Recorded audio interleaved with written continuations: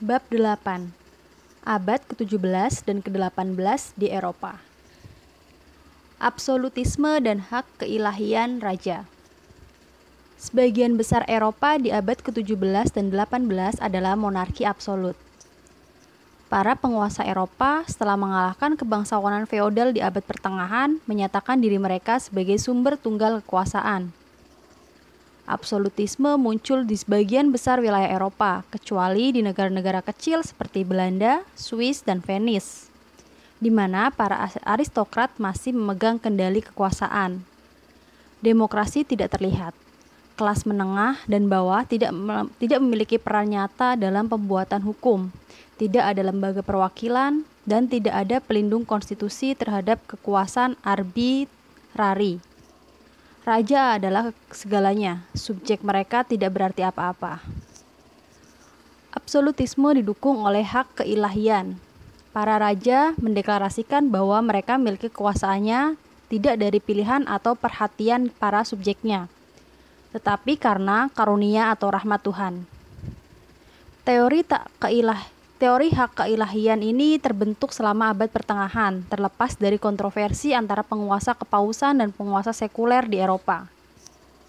Para paus sebagai vikaris Tuhan di bumi mengklaim kepatuhan semua orang Kristen dalam semua masalah spiritual. Para kaisar dan raja yang marah pada apa yang mereka sebut sebagai campur tangan paus dalam politik menyuarakan tuntutan berlawanan untuk asal-usul keilahian atas kekuasaan kaisar dan kerajaan. Selama masa reformasi, Luther dan para pengikutnya juga membantu kekuasaan negara melawan kekuasaan gereja yang mereka kutuk dan tolak. Mereka berpendapat bahwa Tuhan tidak pernah memberi sanksi kepausan, tetapi Tuhan telah menghabiskan negara dan telah menempatkan seorang penguasa di suatu negara yang tugas-tugas religiusnya harus dipatuhi. Karena itu, para penganut Lutheran membela teori hak keilahian. Hal yang sama juga bisa ditujukan untuk para penganut Anglikan karena sejak awal Church of England menjadi agama negara. Sebuah teori sangat berbeda ditemukan di beberapa bagian Eropa, di mana Calvinisme tumbuh subur. Dalam bukunya, Institutes, salah satu buku yang dibaca secara luas di zamannya, Calvin menyatakan bahwa para hakim dan anggota parlemen adalah penjaga kebebasan rakyat dengan tata cara Tuhan. Para pengikut Calvin yang menerapkan pernyataan ini berpendapat bahwa para penguasa memperoleh kekuasaan mereka dari rakyat dan penguasa yang menyalahgunakan kekuasaannya mungkin digulingkan oleh kehendak rakyat. Tugas perlawanan Kristen terhadap tirani kerajaan menjadi prinsip utama Calvinisme. Di antara para penganut Huguenot di Prancis, Belanda, dan Skotlandia, sekarang kita bisa melihat betapa besar pengaruh hak keilahian ini di Inggris di abad ke-17. Perjuangan melawan absolutisme Stuart di Inggris 1603 sampai 1660. Absolutisme di Inggris muncul di zaman Tudor. Henry VII merendahkan para bangsawan, sementara Henry VIII dan Elizabeth menyatakan bahwa pembangunan gereja bergantung pada raja atau ratu. Ketiga penguasa ini, walaupun lalim, adalah penguasa hebat dan populer di kalangan kelas menengah yang berpengaruh di perkotaan dan perdesaan. Bangsa Tudor menjadikan Inggris tertib dan makmur kecuali kebebasan politik. Parlemen Inggris di abad ke-13 telah menjadi lembaga perwakilan wilayah atau negara-negara berbeda yang berada di dalam wilayah kekuasaan Inggris, dan di abad ke-14 Parlemen Inggris terbagi menjadi dua, yaitu Dewan Lords dan Commons. Parlemen memiliki kekuasaan tinggi di masa tersebut. Raja yang terus-menerus membutuhkan uang sering memanggil parlemen untuk minta nasihat atas pertanyaan-pertanyaan penting dan siap mendengarkan permintaan parlemen. Di satu sisi, bangsa Tudor yang lalim menjadikan parlemen sebagai pelayan mereka.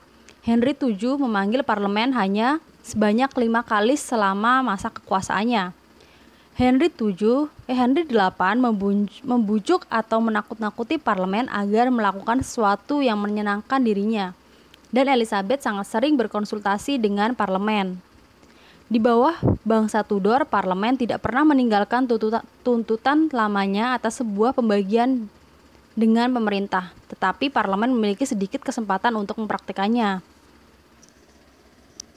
Kematian Elizabeth di 1603 mengakhiri dinasti Tudor dan menempatkan James I yang pertama dari dinasti Stuart sebagai raja. Sekarang Inggris dan Skotlandia digabung dalam persatuan personal, walaupun setiap negara mempertahankan parlemen, hukum, dan gerejanya sendiri-sendiri.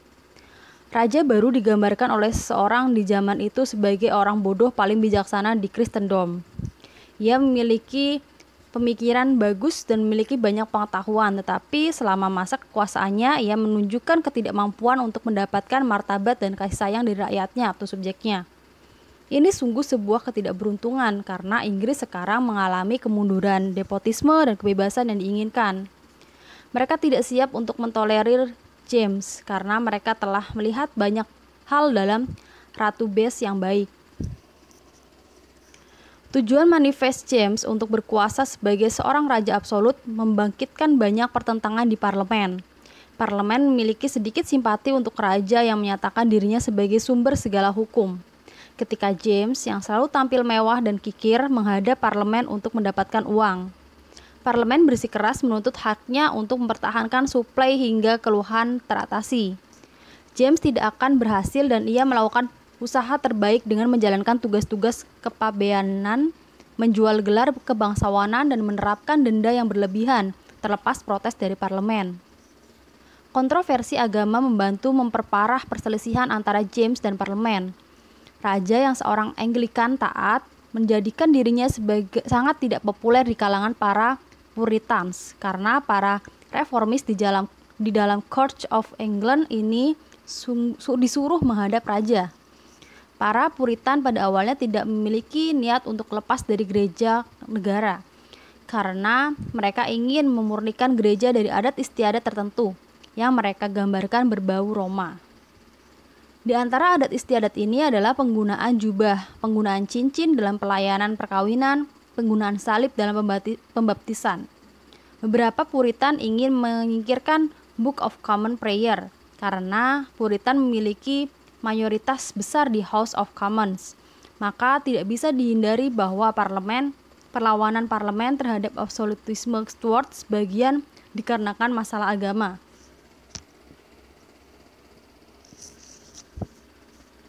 Masalah-masalah politik dan agama yang menandai kekuasaan James I tidak muncul ketika anaknya Charles I naik tahta. Charles adalah seorang Stuart sejati yang memperjuangkan absolutisme dan hak keilahian.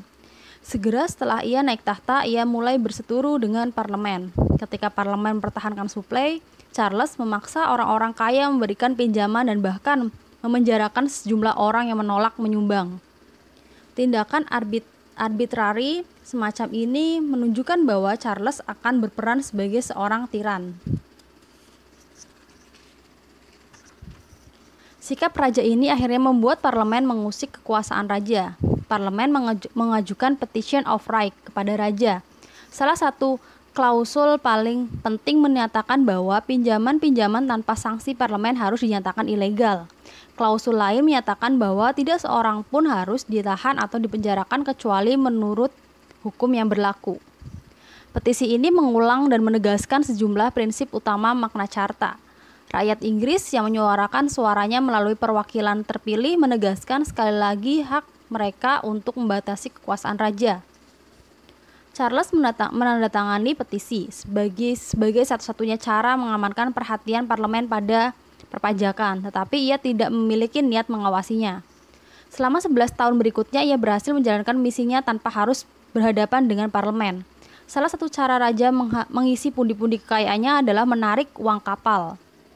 Menurut tradisi lama, kota-kota pelabuhan diminta menyediakan kapal atau uang untuk angkatan laut kerajaan. Charles menghidupkan kembali tradisi ini dan memperluasnya ke kota-kota di wilayah pedalaman. Terlihat jelas bahwa raja ingin menerapkan pajak permanen di seluruh Inggris tanpa meminta izin parlemen. Tuntutan untuk uang kapal ini menimbulkan banyak perlawanan dan John Hampden, seorang pengawal kaya dari Buckinghamshire, menolak membayar 20 shilling yang dikenakan pada tanahnya. Hamden diadili di pengadilan dengan hakim-hakim kerajaan dan dinyatakan bersalah. Namun demikian, ia menjadi seorang pahlawan yang terkenal. Keuskupan Laut, agen utama raja dalam masalah-masalah eklesiastikal, membenci Puritanisme dan berusaha mengeluarkan Puritanisme dari gereja Anglikan. Raja tidak menghukum mati orang-orang Puritan, tetapi menjatuhkan hukuman berat pada mereka yang tidak menyetujui agama yang sudah ditetapkan. Sementara pembatasan-pembatasan pada orang-orang Puritan ditingkatkan, para penganut Katolik Roma memiliki banyak kebebasan. Banyak orang berpikir bahwa Charles melalui laut dan para uskup sedang berusaha mengarahkan Church of England kembali ke Roma. Karena itu mereka dengan landasan agama dan alasan-alasan politik melawan raja.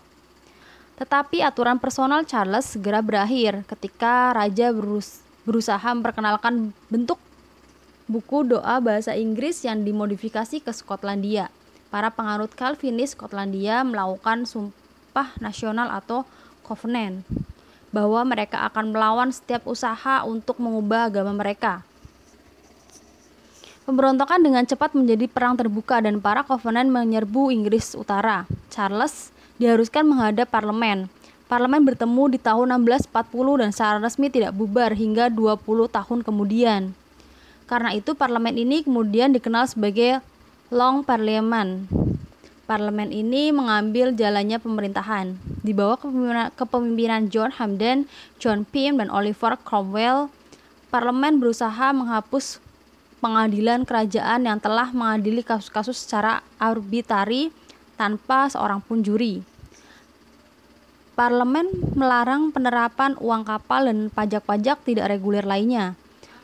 Parlemen juga menghapus hak raja untuk membubarkan parlemen sekehendak hatinya dan memerintahkan bahwa setidaknya satu sidang parlemen diselenggarakan setiap 3 tahun. Tindakan-tindakan ini mencopot mahkota kekuatan lalim yang dimiliki dinasti Tudor dan Stuart. Long Parliament telah bertindak jauh sepanjang garis reformasi daripada revolusi. Jika Charles bersedia menerima peraturan-peraturan baru ini, sedikit masalah yang muncul.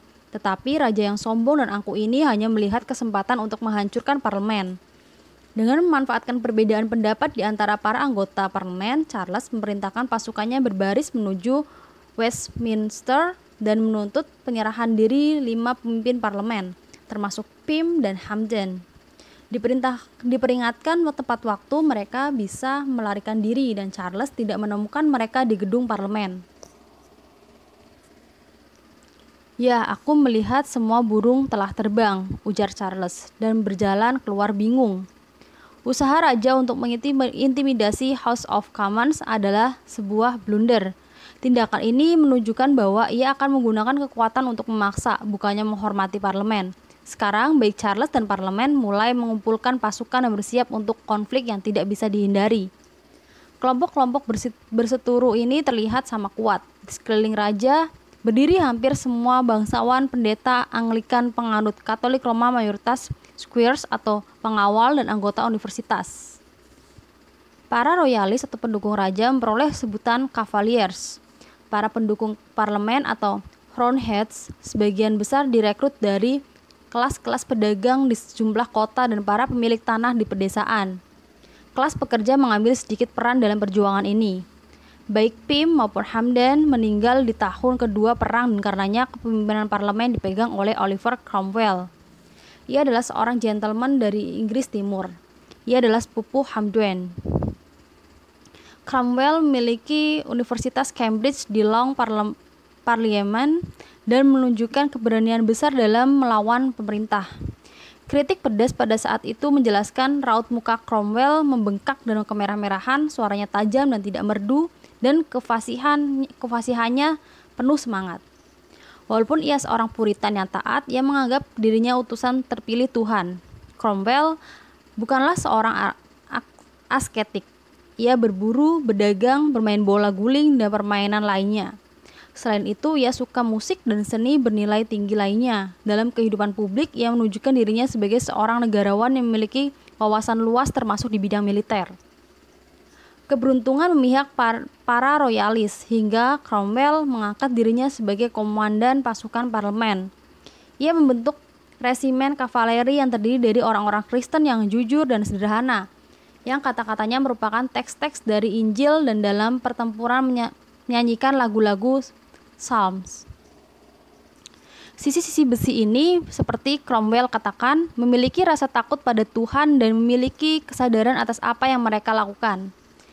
Mereka sangat berhasil sehingga parlemen mengizinkan Cromwell untuk mengreorganisasi sebagian besar angkatan bersenjata menjadi model baru, sebuah lembaga yang terdiri dari tentara profesional dan memiliki disiplin tinggi.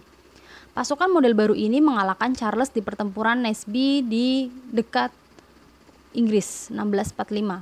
Charles kemudian menyerah pada Skotlandia yang segera menyerahkannya ke parlemen. Penyerahan diri raja mengakhiri pemberontakan besar atau Great Rebellion, tetapi menciptakan situasi politik dalam keraguan. Para pengikut Puritan pada saat itu pecah menjadi dua sekte yang saling bertentangan.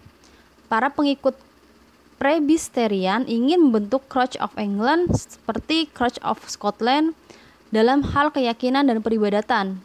Melalui kendali mereka atas parlemen, mereka bisa mengeluarkan undang-undang dalam hubungannya dengan uskup yang melarang penggunaan Book of Common Prayer dan menghapuskan setiap orang menerima doktrin-doktrin Presbyterian. Sekte Puritan lainnya yang dikenal sebagai independen merasa bahwa keyakinan agama tidak harus menjadi suatu kewajiban. Mereka menolak Anglikanisme dan Presbyterianisme dan ingin menjadikan gereja-gereja mereka sendiri di mana mereka mungkin beribadah yang menurut mereka benar. Sekte independen mendapat dukungan kuat dari Cromwell dan New Model, sehingga perselisihan terjadi antara parlemen dan angkatan bersenjata. Charles I, walau menjadi tawanan dan dalam kekuasaan musuh-musuhnya, berharap mendapat keuntungan dari perpecahan ini. Mayoritas Presbyterian di House of Commons ini mengembalikan kekuasaan raja, asalkan raja mendukung Presbyterian di Inggris. Tetapi angkatan bersenjata tidak ingin rekonsiliasi dengan raja yang ditawan dan akhirnya mengatasi masalah ini sendiri. Sekelompok prajurit di bawah pimpinan Kolonel Pride meninggalkan independen untuk menjalankan pemerintahan.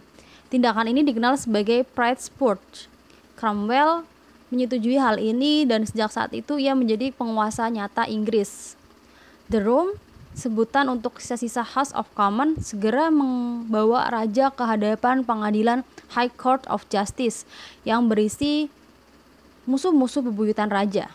Raja menolak mengakui hak pengadilan untuk mengadilinya dan tidak melakukan pembelaan apapun. Charles diadili dengan cepat dan dihukum pancung sebagai seorang tiran, pengkhianat, pembunuh, dan musuh publik demi kebaikan rakyat. Ia menemui ajalnya dengan martabat dan keberanian yang tenang pada sebuah perancah yang dibuat di depan Whitehall Palace di London. Eksekusi raja melampaui harapan sebagian besar orang Inggris. Tindakan-tindakan kejam raja telah membentuk justifikasinya sendiri, tetapi peristiwa ini membentuk sebuah prinsip di seluruh Inggris bahwa para penguasa harus bertanggung jawab kepada rakyat-rakyatnya. The Room juga menghapus House of Lords dan jabatan raja. The Room membentuk Council of State yang sebagian besar anggotanya dipilih dari House of Commons untuk menjalankan pemerintahan. Inggris sekarang menjadi Republik Nasional atau persemakmuran yang pertama dalam sejarah dunia. Republik baru ini secara jelas dibentuk oleh sebuah minoritas. Anglikan, Presbyterian, Katolik Roma bersiap untuk membalikan kerajaan, tetapi selama kekuasaan berada di tangan angkatan bersenjata, sekte independen yang kecil bisa memaksakan kehendaknya pada mayoritas rakyat Inggris. Sementara itu, The Room menjadi semakin tidak populer. Cromwell akhirnya membubarkannya dengan paksa. Parlemen lainnya yang terdiri dari orang-orang takut pada Tuhan juga terbukti tidak berguna dan setelah beberapa bulan menyerahkan kekuasaannya kepada Cromwell.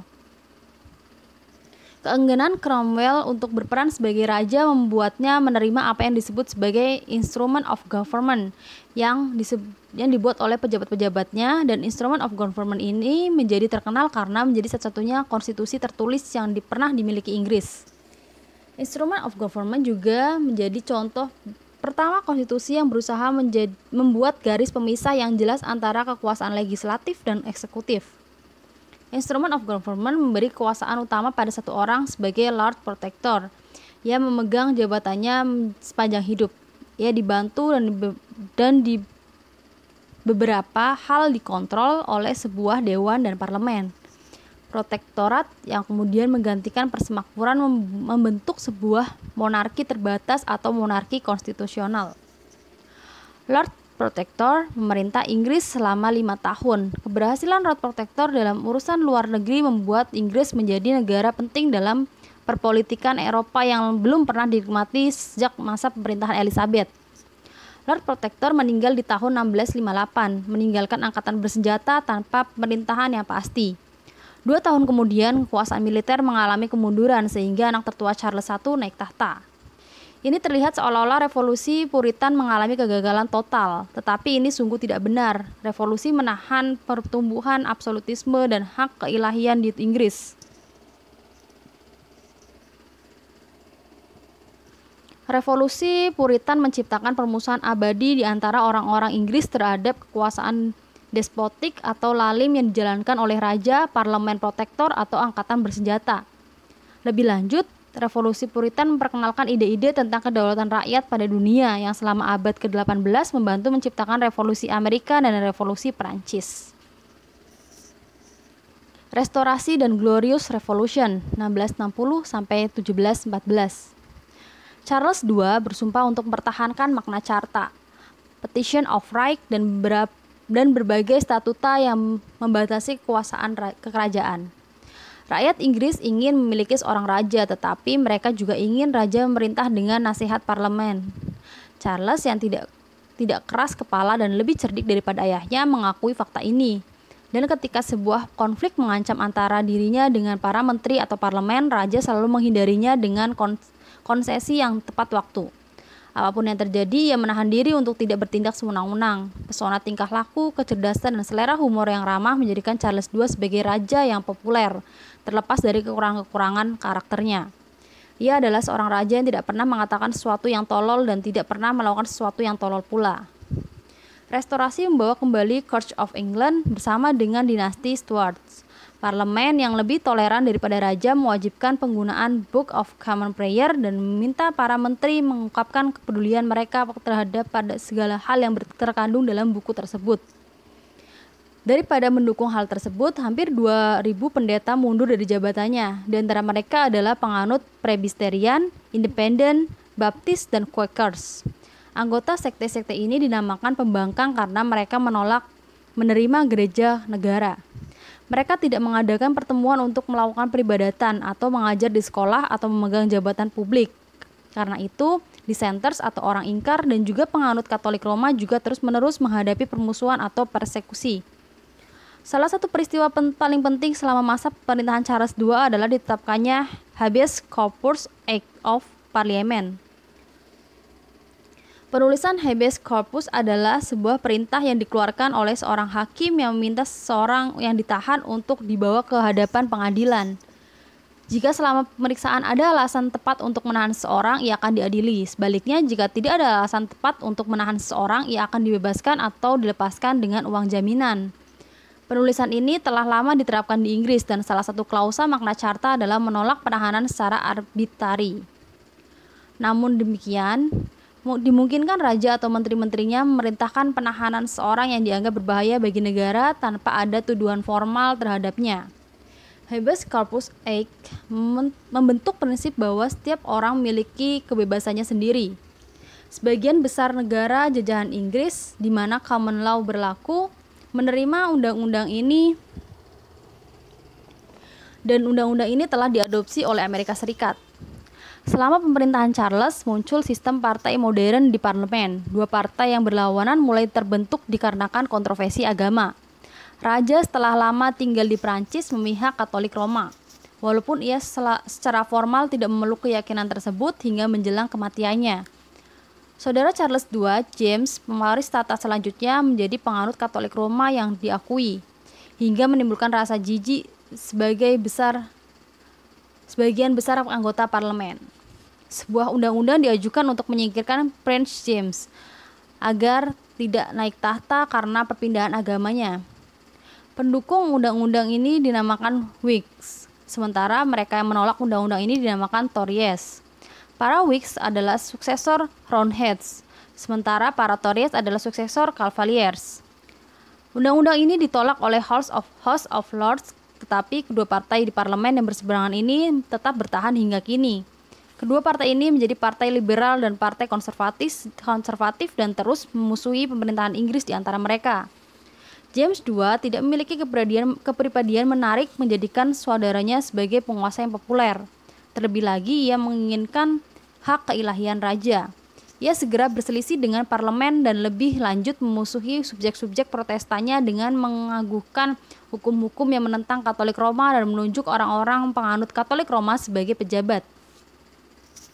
Rakyat Inggris mungkin mentolerir James hingga akhir kekuasaannya. Ia saat itu mendekati usia 60 tahun dan harapan bahwa ia akan digantikan oleh saudara perempuannya, Mary, yang memeluk agama Protestan, tetapi kelahiran anak laki-laki James II dari istri keduanya di tahun 1688 mengubah seluruh situasi dan membuka prospek suksesi Katolik Roma menaiki tahta. Akhirnya sejumlah pemimpin Whigs dan Tory meminta William, Pangeran Orange atau Gubernur Jenderal Belanda untuk menyelamatkan Inggris dari kelaliman Stuart. William mendarat di Inggris dengan sejumlah kecil pasukan dan berjalan menuju ke London tanpa perlawanan.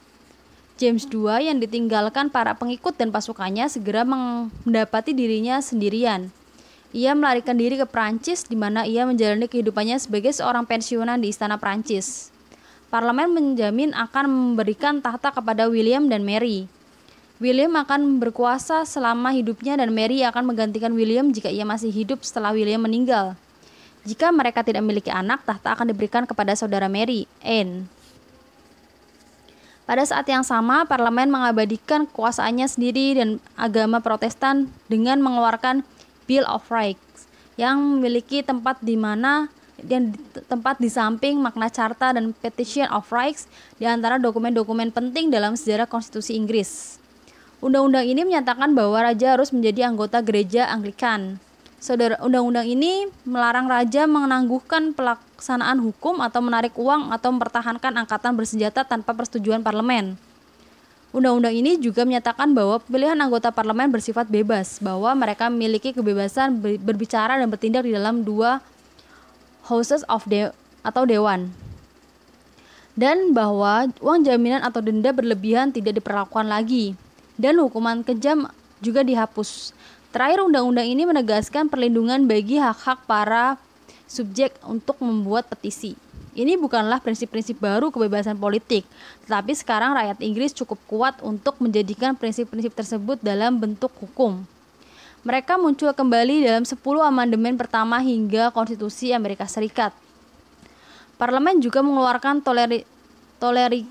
Toleration Act yang memberi para dissenter hak untuk melakukan peribadatan umum, walaupun bukan hak untuk memegang jabatan sipil atau militer. Para dissenter mungkin sekarang beribadah sesuai kehendak hati mereka, tanpa rasa takut disiksa atau dipersekusi.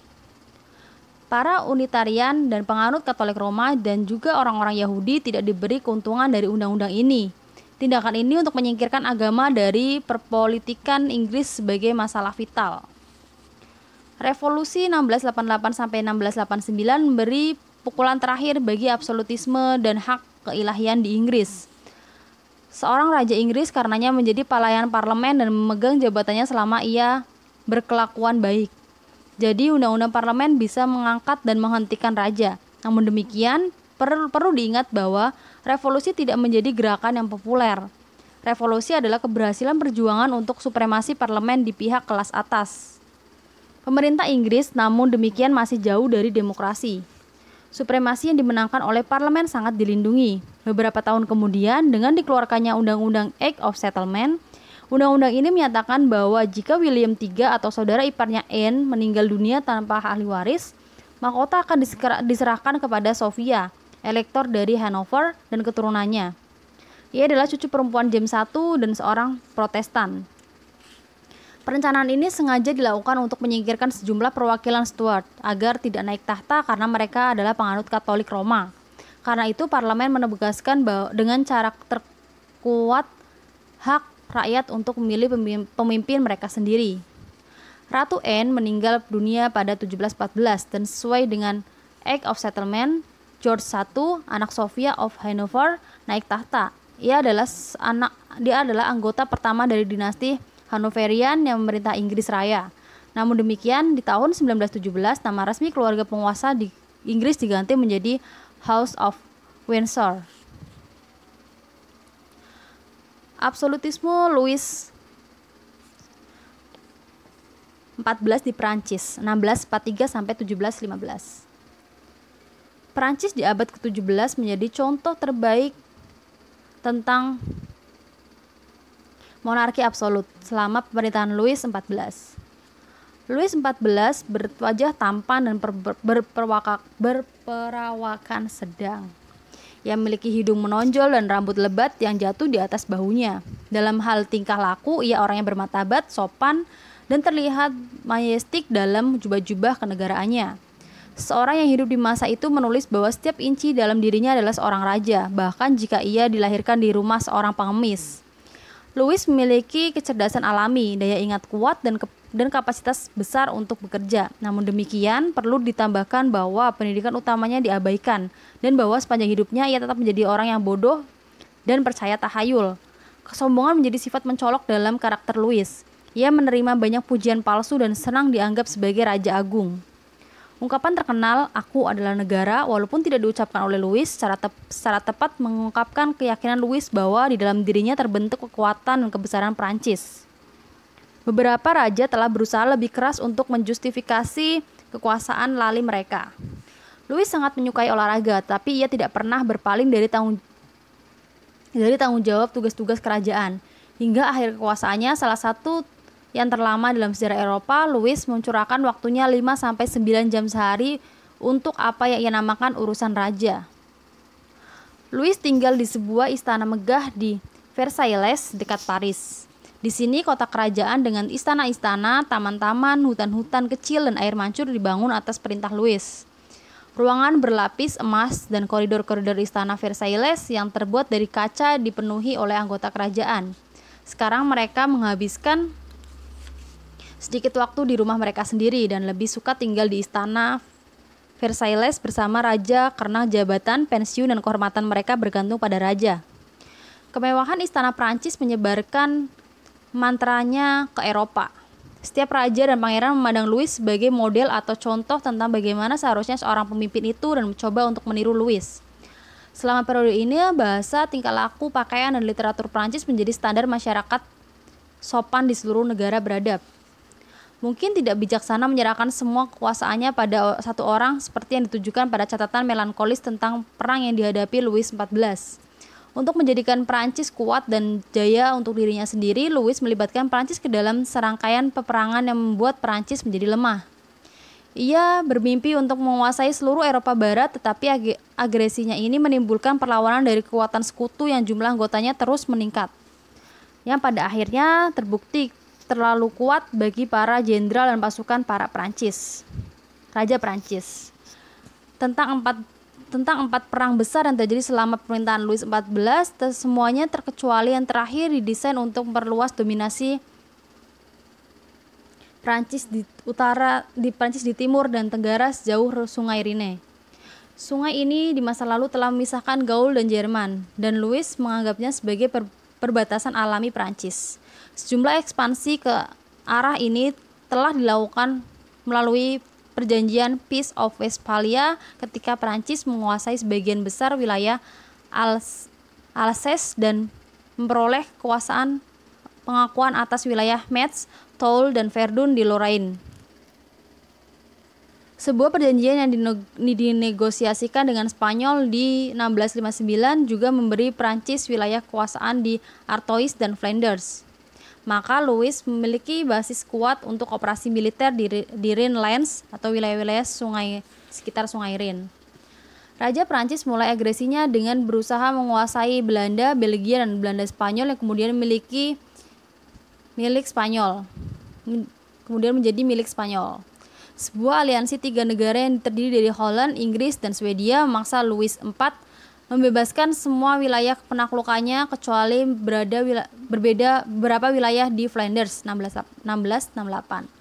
Louis menyalahkan The Dutch atas kekalahannya dirinya dan memutuskan untuk menghukum mereka.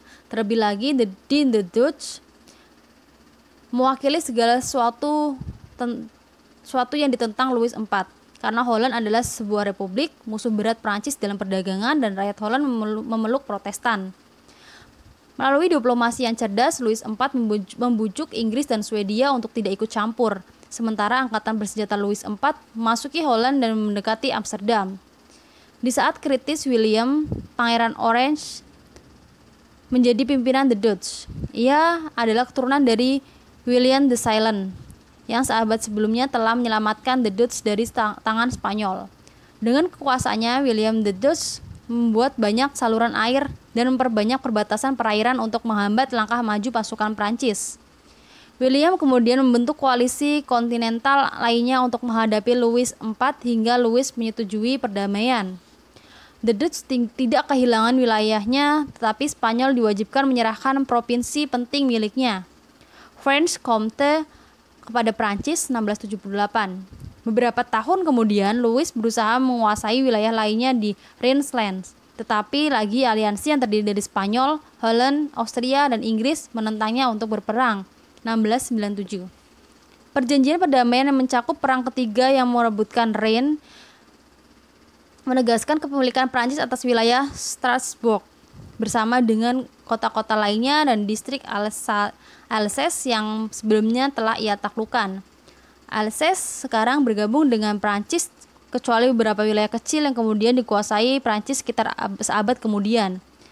Bangsa Alsatians, walau utamanya merupakan keturunan bangsa Teutonik, dalam perjalanan waktu menganggap diri mereka seorang Prancis dan tidak ingin bergabung dengan bangsa-bangsa Jerman.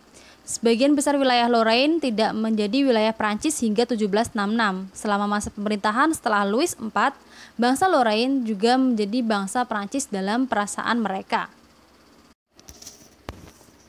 Keseimbangan kekuatan Eropa telah lama dijaga, tetapi sekarang terancam ke arah lain.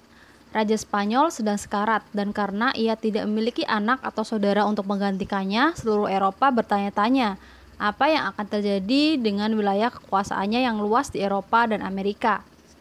Louis telah menikahi salah satu dari saudara perempuan Raja Spanyol, dan Kaisar Roma Suci bisa mengklaim tahta Spanyol.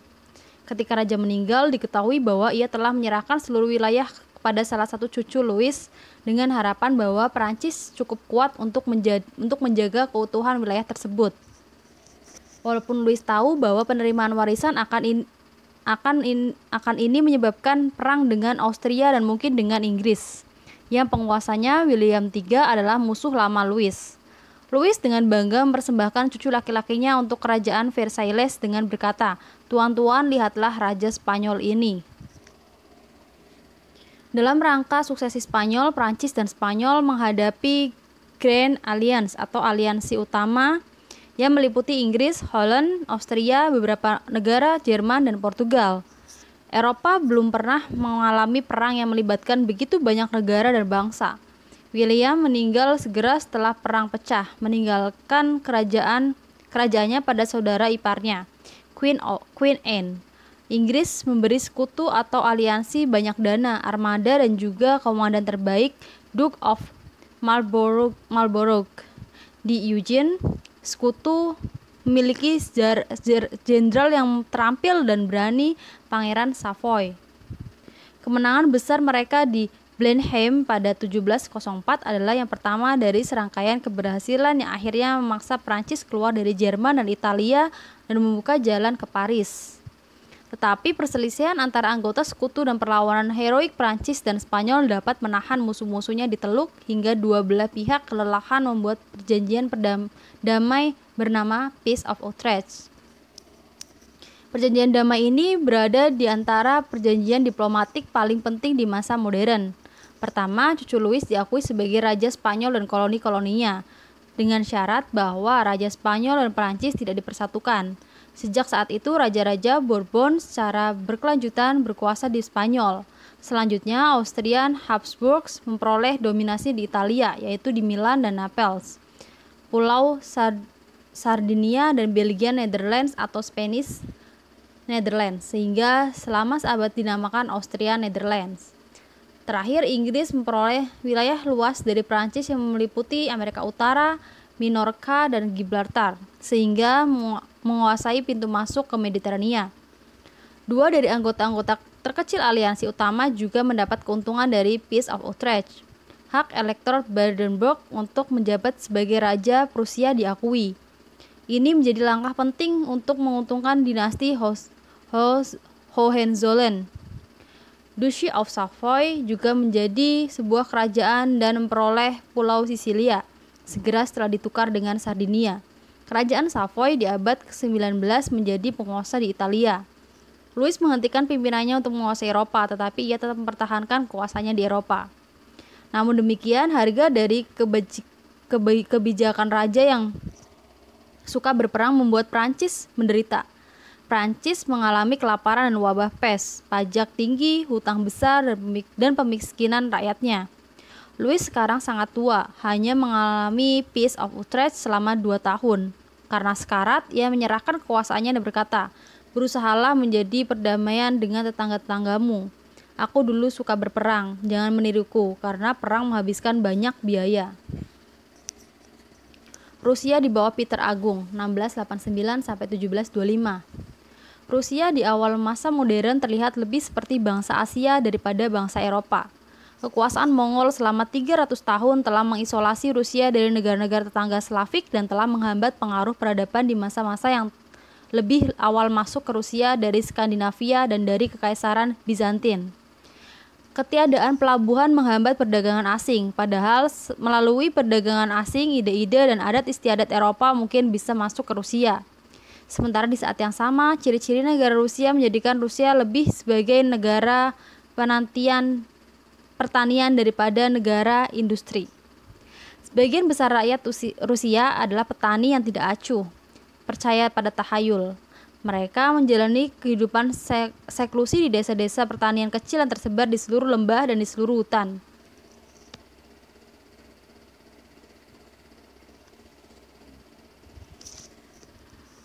Bahkan penduduk kota memiliki sedikit pendidikan dan sikap tercerahkan orang-orang barat. Rakyat Rusia sendiri tidak menyukai pendidikan dan sikap orang-orang barat dan agama mereka apakah Protestan atau Katolik. Mereka mengutuk agama ini sebagai sesat. Pendek kata, Rusia harus direstorasi ke Eropa dan Eropa harus diperkenalkan kepada Rusia. Rusia di bawah kekuasaan Ivan Agung 1462-1505, Tsar yang mengusir Mongol malah masih merupakan negara pedalaman. Peningkatan jumlah rakyat Rusia secara alami, kebiasaan migrasi mereka dan keinginan untuk berhubungan dengan negara-negara beradab mendorong mereka melakukan ekspansi ke laut. Dengan menguasai Novgorod, Ivan memperluas wilayah Rusia hingga ke Arktik.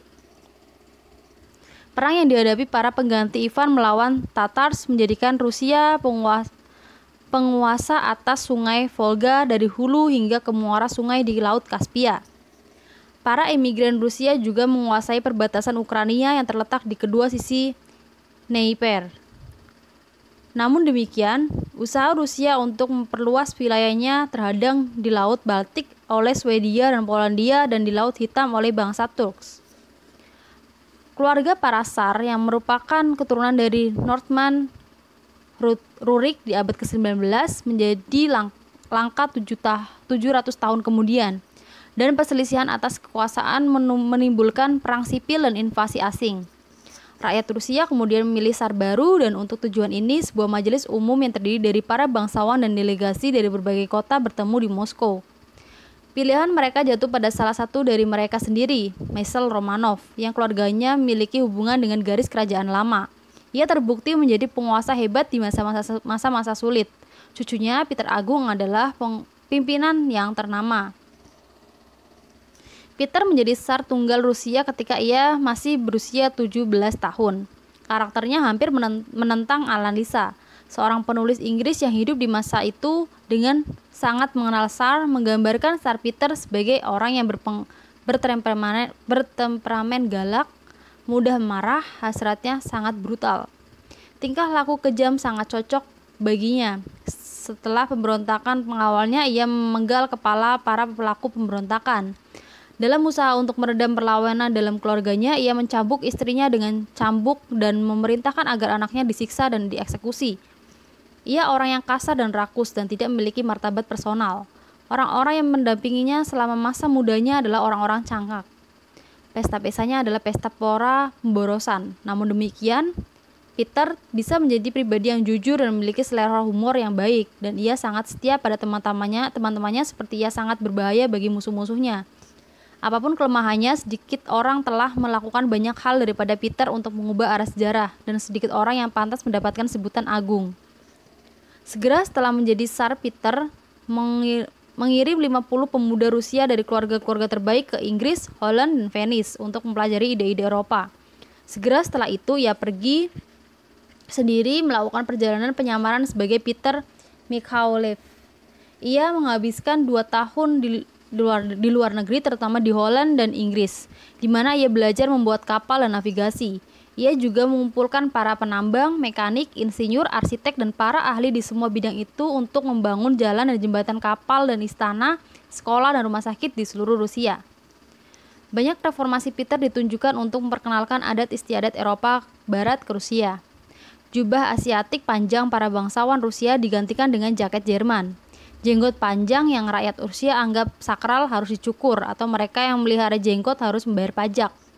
Para wanita yang sebelumnya hidup dalam seklusi diizinkan muncul di tempat-tempat umum tanpa cadar dan bergaul dengan para pria di pesta dansa dan di tempat-tempat hiburan. Ordo kesatriaan Rusia dibentuk. Injil diterjemahkan ke dalam bahasa-bahasa lokal dan dijual dalam harga murah. Peter mengadopsi kalender Julian menggantikan kalender Rusia kuno yang memulai tahun dengan bulan September sebagai bulan pertama, yang dianggap sebagai waktu penciptaan dunia. Ia juga meningkatkan alfabet Rusia dengan menghilangkan sejumlah huruf yang tidak praktis dan menyederhanakan huruf-huruf lainnya. Peter tidak memiliki angkatan bersenjata reguler sebelumnya. Ia membentuk angkatan bersenjata dengan meniru angkatan bersenjata Jerman. Para tentara, kecuali tentara berkuda yang dikenal sebagai Kosak, diseragamkan dan dipersenjatai seperti tentara Eropa. Peter tidak memiliki armada laut sebelumnya. Ia membangun armada meniru armada Holland.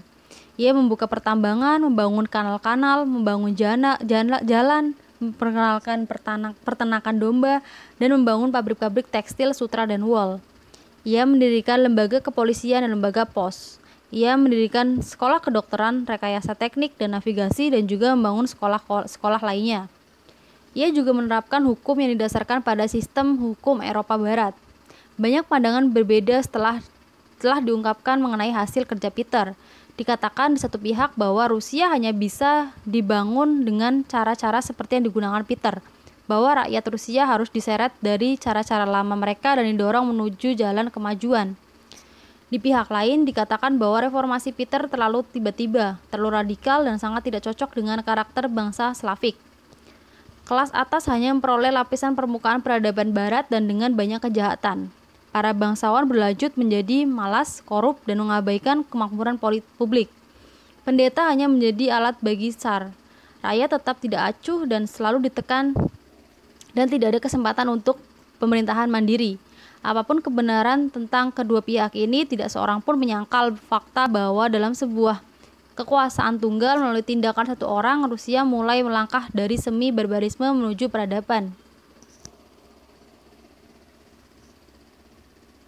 Pembentukan kembali Rusia yang meniru model-model Eropa hanya menciptakan separuh dari program Peter. Kebijakan luar negerinya sangat ambisius. Ia menyadari bahwa Rusia membutuhkan akses ke laut yang lebih siap daripada yang ditemukan di pelabuhan Archangel di Arctic. Peter melakukan sedikit perlawanan terhadap bangsa Turks yang menguasai Laut Hitam. Tetapi 20 tahun berperang melawan Swedia membuat Peter bisa menguasai beberapa provinsi milik Swedia di pantai timur Baltik. Di sini, di rawa-rawa sungai Neva, tidak jauh dari Teluk Finlandia, Peter membangun sebuah ibu kota baru dan sangat indah dengan nama Jerman atau Saint Petersburg. Ia akhirnya menyadari nama Mimpi lamanya tentang membuka sebuah jendela, dan melalui jendela ini rakyat Rusia bisa melihat Eropa. Rusia di bawah kekuasaan Catherine II, 1762 sampai 1796. Segera setelah kematian Peter Agung di usia 53 tahun, garis laki-laki dinasti Romanov menjadi langka. Suksesi sekarang diberikan kepada perempuan yang menikah dengan pangeran Jerman sehingga meningkatkan pengaruh Jerman di Rusia. Ia adalah seorang putri Jerman, Catherine II, yang menyelesaikan pekerjaan Peter dan membangun kembali Rusia menjadi sebuah negara Eropa. Ia juga mendapat sebutan agung dikarenakan pencapaiannya dalam membangun Rusia dan tidak didasarkan pada karakternya. Catherine datang ke Rusia sebagai istri pewaris tata Rusia. Begitu menetap di Rusia, ia berusaha keras agar dirinya benar-benar menjadi orang Rusia. Ia belajar bahasa Rusia dan bahkan cocok dengan gereja Ortodoks. Suaminya adalah seorang yang lemah dan Catherine berusaha menyingkirkan suaminya setelah ia hanya berkuasa selama 6 bulan. Catherine kemudian naik tahta dan selama 34 tahun memerintah Rusia dengan tangan besi. Kekalahan Swedia menjadikan Polandia dan Turki sebagai dua negara yang masih menghalangi jalan Rusia menuju ke laut. Catherine berperang melawan mereka selama berkuasa. Ia menguasai sebagian besar wilayah Polandia ketika negara itu dibagi di antara Rusia, Austria, dan Prusia. Catherine juga merebut Laut Hitam dari bangsa Turks, walaupun ia tidak pernah merealisasikan mimpinya untuk menyingkirkan bangsa Turks dari daratan Eropa. Ketika Konstantinopel jatuh ke tangan Turks di tahun 1453, wilayah kekuasaan Turks di Eropa mencakup sebagian besar semenanjung Balkan. 2 abad berikutnya, angkatan bersenjata Ottoman atau Turks terus memperluas wilayah kekuasaannya hingga mencakup semua negara Balkan kecuali Montenegro, negara kecil yang mampu mempertahankan kemerdekaannya. Dengan melakukan ekspansi ke utara, bangsa Turks menguasai sebagian besar wilayah Hungaria. Mereka juga menguasai Crimea dan memberikan Crimea pada seorang Khan Mongol sebagai provinsi jajahan. Mereka menaklukkan Mesir, Syria, Armenia, Mesopotamia, dan pantai Afrika Timur. Laut Hitam dan Mediterania Timur menjadi wilayah kekuasaan Turki. 2 peristiwa dramatis menunjukkan bahwa prajurit Kristen masih bisa melakukan perlawanan terhadap pasukan Muslim. Peristiwa pertama adalah lumpuhnya kekuatan laut Turki oleh armada gabungan yang terdiri dari Venice, Genoa, dan Spanyol dalam pertempuran laut di Teluk Lepanto di lepas pantai Yunani 1571. Peristiwa kedua adalah kekalahan yang diderita Turki di bawah dinding Vienna 1683. Pasukan gabungan yang berjumlah 200.000 tentara berjalan menuju ibu kota Austria untuk mengepung kota Vienna, dan pasukan yang dipimpin oleh Raja Polandia, John Sobieski, berhasil menguasai Vienna. Polandia pada saat itu menyelamatkan Austria dari kehancuran dan secara pasti menghentikan langkah maju pasukan Turks di Eropa. Setelah 1683, perbatasan Turki Eropa secara perlahan mulai berkurang. Bangsa Habsburg berhasil merebut kembali sebagian besar wilayah Hungaria di akhir abad ke-17 dan selama abad ke-18 berhasil memperluas wilayahnya dengan mengalahkan Sultan. Catherine II sebagai hasil dari 2 perang dengan Turks menguasai Crimea dan pantai utara Laut Hitam. Kapal-kapal dagang Rusia mendapat hak berupa navigasi bebas di Laut Hitam dan mendapat akses melayani Laut Bosporus dan Dardanelles menuju Mediterania. Dengan cara ini, Catherine membuka jendela lain bagi Rusia menuju Eropa. Turki kehilangan banyak wilayah kekuasaannya. Para konsul Rusia diakui di kota-kota Turki, dan penduduk Rusia di Turki dijamin kemerdekaannya dalam mempraktikkan agama mereka. Seiring berjalannya waktu, para Tsar bahkan mengklaim hak untuk melindungi penduduk Kristen dari Sultan dan ikut campur tangan dalam urusan Turki. Sultan cenderung menjadi orang sakit di Eropa, di mana di posisi wilayah kekuasaan akan menjadi salah satu masalah rumit dalam diplomasi Eropa. Austria dan Maria Theresa 1740 sampai 1780. Bangsa Habsburg sejatinya adalah para lords feodal di sebuah distrik kecil di Swiss Timur, di mana puing-puing kastil nenek moyang mereka masih bisa dilihat di sana. Count Rudolf yang memberi kekayaan bagi bangsanya berhasil menguasai Archduchy of Austria dengan ibu kotanya Vienna, dan di 1273, Count Rudolf diangkat sebagai Kaisar Roma Suci, Holy Roman Emperor. Sejak saat itu, gelar Kaisar secara turun-menurun diberikan pada dinasti Habsburg. Nama Austria secara bebas digunakan untuk semua wilayah yang dikuasai bangsa Habsburg selama berabad-abad melalui penaklukan perkawinan atau warisan. Menjelang abad ke-18, mereka menaklukkan bangsa-bangsa besar di Eropa. Mereka adalah bangsa Jerman di Austria dan Silesia, bangsa Czech di Bohemia dan Moravia, bangsa Magyars, Slovaks, Rumania, Kroasia, dan bangsa Slovenia di Hungaria, bangsa Italia di Milan dan Tuscany, dan bangsa Flemings dan Wallons di Netherlands. Bangsa-bangsa besar yang tersebut tidak mungkin untuk disatukan dalam satu bangsa tersentralisasi, juga tidak mungkin untuk menyatukan mereka dalam satu federasi. Satu-satunya ikatan yang menyatukan mereka adalah Kerajaan Habsburg. Kekuasaan Habsburg terancam pecah di abad ke-18 karena kematian Kaisar Charles VI yang tidak memiliki ahli waris laki-laki. Namun demikian, Charles telah membuat apa yang dinamakan Pragmatic Sanction, yang menyatakan bahwa wilayah kekuasaannya tidak bisa dipecah dan menyerahkan wilayah kekuasaannya itu kepada anak perempuan tertuanya, Maria Theresa. Sebagian besar kekuatan Eropa bersumpah untuk mematuhi perjanjian ini. Kaisar Charles meninggal pada 1740 dan Maria Theresa menjadi Archduchess of Austria, Ratu Hungaria dan Ratu bagi seluruh wilayah kekuasaan bangsa Habsburg. Saat itu ia baru berusia 23 tahun, luar biasa cantik dan memiliki pesona tingkah laku yang baik. Kemudaannya, kecantikannya, dan jenis kelaminnya mungkin telah membuat bangsa-bangsa di Eropa menghormati Pragmatic Sanction. Tetapi Pragmatic Sanction tidak bisa melindungi Austria melawan Prusia dan sekutu-sekutunya. Prusia dan Frederick Agung 1740-1786. Bangsa Prusia, pendiri Jerman modern, adalah bangsa Hohenzollern. Selama Frederick Agung, tidak ada orang Hohenzollern lainnya yang bisa dikatakan sebagai orang jenius, tetapi rasanya menjadi sulit menyebut nama dinasti lainnya yang memiliki begitu banyak pemimpin yang mumpuni, ambisius, dan amoral. Bangsa Hohenzollern membanggakan diri mereka atas fakta bahwa hampir setiap anggota keluarga memperluas kepemilikan mereka yang mereka terima dari nenek moyang mereka. Mereka memperluas wilayah mereka dengan cara membeli, mendapat warisan, dan sebagian besar dengan cara bertarung.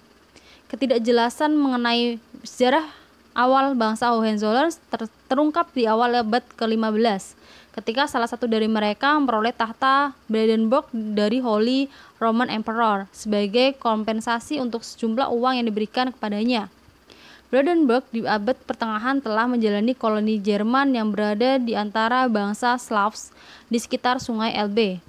Dengan memiliki hak elektoral, penguasa Brandenburg menjadi salah satu dari 7 pangeran Jerman yang memperoleh hak istimewa untuk memperoleh gelar kaisar. Bangsa Hohenzollern tidak memiliki hubungan dengan bangsa Prusia. Hohenzollern memperoleh namanya dari Borusi, yaitu orang-orang kafir yang memiliki hubungan sangat dekat dengan bangsa Lituania. Bangsa Borusi menguasai pantai Baltik di timur Vistula. Bangsa Borusi ditaklukkan dan dihancurkan di abad ke-13 oleh para ksatria Teutonik yang muncul selama Perang Salib. Kerajaan Prusia sebagian besar diwariskan oleh para ksatria yang pandai berkuda, bertarung hebat, buas, dan kejam.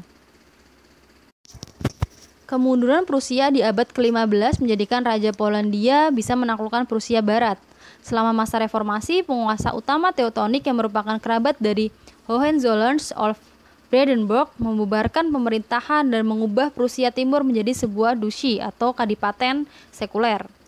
Keluarga penguasa utama Teutonik tidak memiliki ahli waris di abad ke-17 dan Duchy of Prusia Timur diserahkan kepada Elector of Brandenburg. Periode di antara akhir perang 13 tahun dan penobatan Frederick Agung sebagai raja terjadi banyak peristiwa di wilayah-wilayah kekuasaan Hohenzollern. Bangsa Hohenzollern pada akhirnya menjadi cukup kuat untuk menjadi kerajaan bermartabat. Saat pecah perang dikarenakan perebutan kekuasaan di kerajaan Spanyol, Kaisar Hohenzollern menjadikan dirinya seorang raja dan karenanya mengklaim bahwa ia merintah dengan hak keilahian. Prusia bukannya Brandenburg memberikan namanya kepada raja baru karena Prusia adalah sebuah negara bebas, sementara Brandenburg adalah anggota Kekaisaran Roma Suci atau Holy Roman Empire. Hanya kekuasaan kuat yang bisa menyatukan wilayah Hohenzollern yang tersebar. Kekuasaan raja-raja Hohenzollern sangat kuat. Tidak ada raja lain di masa itu yang memiliki kekuasaan yang lebih tidak terbatas atau memperoleh kekuatan lebih besar dari subjek-subjeknya. Menurut prinsip Hohenzollern, pemerintah tidak boleh terlalu absolut selama pemerintahan itu efisien. Penguasa yang bekerja melalui para menterinya yang merupakan pegawainya harus mendorong pertanian, industri, dan perdagangan, meningkatkan pendidikan, dan bertindak sebagai pemandu bagi rakyatnya dalam hal agama dan moral. Bangsa Hohenzollern mencurahkan diri mereka secara konsisten pada peningkatan angkatan bersenjata mereka. Mereka menginginkan sebuah angkatan bersenjata yang cukup kuat untuk mempertahankan kerajaan yang tidak memiliki batas-batas alami dengan provinsi-provinsi yang membentang dari Rhine hingga Niemen.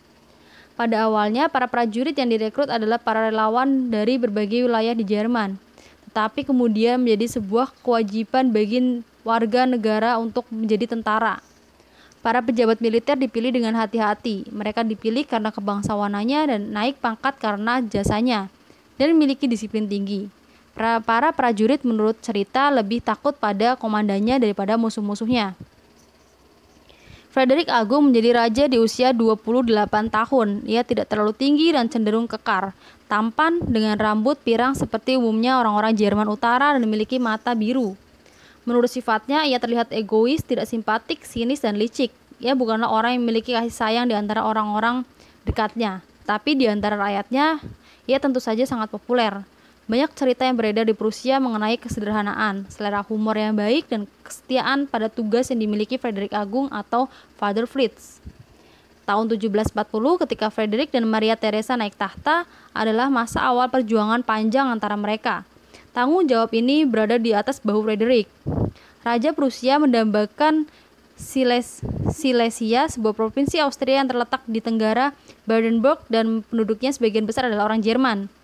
Dari semua wilayahnya, kekuasaan Brandenburg, Silesia adalah provinsi paling berguna bagi bangsa Hohenzollern. Frederick secara mendadak memimpin pasukannya menuju Silesia dan menguasai Silesia tanpa banyak kesulitan. Tidak ada justifikasi atas tindakan ini. Atas tindakannya, ia mengakui dalam memoirsnya ambisi, kepentingan, dan hasrat yang membuat orang-orang membicarakan bahwa diriku telah menang dan aku memutuskan untuk perang. Tindakan Frederick mengendapkan konflik Eropa secara umum. Prancis, Spanyol, dan Bavaria bersekutu dengan Prusia dengan tujuan untuk pembagian wilayah-wilayah kekuasaan Habsburg. Sementara itu, Inggris Raya dan Holland yang ingin menjaga keseimbangan kekuatan memihak Austria. Keadaan ini mungkin menjadi sangat sulit bagi Maria Theresa kecuali untuk keberanian dan energi yang telah ia tunjukkan dan dukungan dari subjek-subjek Hungarianya. Di tahun 1748, semua negara yang terlibat perang menyetujui restorasi mutual atas wilayah-wilayah penaklukannya, dengan pengecualian Silesia dan menandatangani perjanjian Peace of Aix-la-Chapelle. Maria Theresa masih berharap merebut kembali provinsinya yang lepas. Karena sebagian besar raja-raja Eropa takut atau dengki pada Frederick, Maria tidak mengalami kesulitan dalam membentuk sebuah koalisi untuk melawan Frederick. Rusia, Prancis, dan Saksoni menjadi anggota koalisi ini. Maka sebagian besar Eropa bersatu untuk membagi negara Prusia. Namun, negara Prusia yang kecil ini dipimpin oleh Frederick yang jenius dalam hal militer, mampu membangkitkan semangat rakyatnya dan didukung oleh subjek-subjeknya yang disiplin, sabar, dan setia. Lebih lanjut, Inggris Raya dalam perang 7 tahun menjadi sekutu Prusia. Emas Inggris mensubsidi angkatan bersenjata Prusia dan pasukan Inggris untuk bertempur melawan Prancis di Jerman, India, dan Amerika hingga kekuatan Prancis menjadi lemah. Frederick menetapkan taktik perang secara defensif, kemudian menyerang musuh-musuhnya yang bergerak lamban, yang tidak pernah belajar bertindak bersama-sama dan mengerahkan kekuatan penuhnya secara simultan. Namun demikian, perjuangan Frederick sangat berat. Rusia menguasai Prusia Timur, menembus Brandenburg, dan bahkan menguasai Berlin. Mendapati angkatan bersenjatanya semakin lemah, keuangan negara kosong, dan negara menjadi miskin, Frederick pernah berusaha bunuh diri. Namun, Frederick diselamatkan oleh seorang tsar baru. Penguasa baru ini kebetulan seorang pengagum Frederick dan seketika menarik diri dari perang. Maria Theresa yang dikeluarkan dari sekutu timurnya sekarang harus mencapai kata sepakat dan memberi Frederick wilayah Silesia. Segera setelah itu, perjanjian Peace of Paris antara Prancis dan Inggris Raya mengakhiri perang 7 tahun, 1763. Perang paling berdarah ini yang membunuh hampir 1 juta jiwa tampaknya tidak menyelesaikan apa-apa kecuali kepemilikan atas Silesia.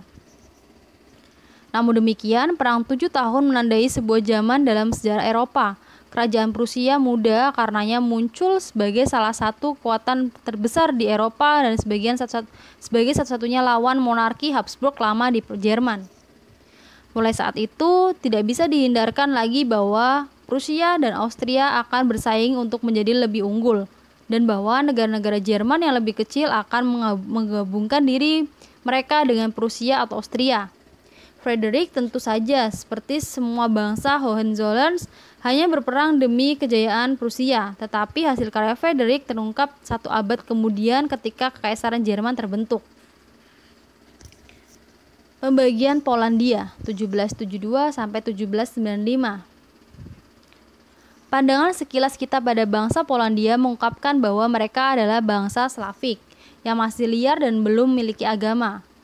Mereka menempati wilayah di antara perairan Oder dan Vistula.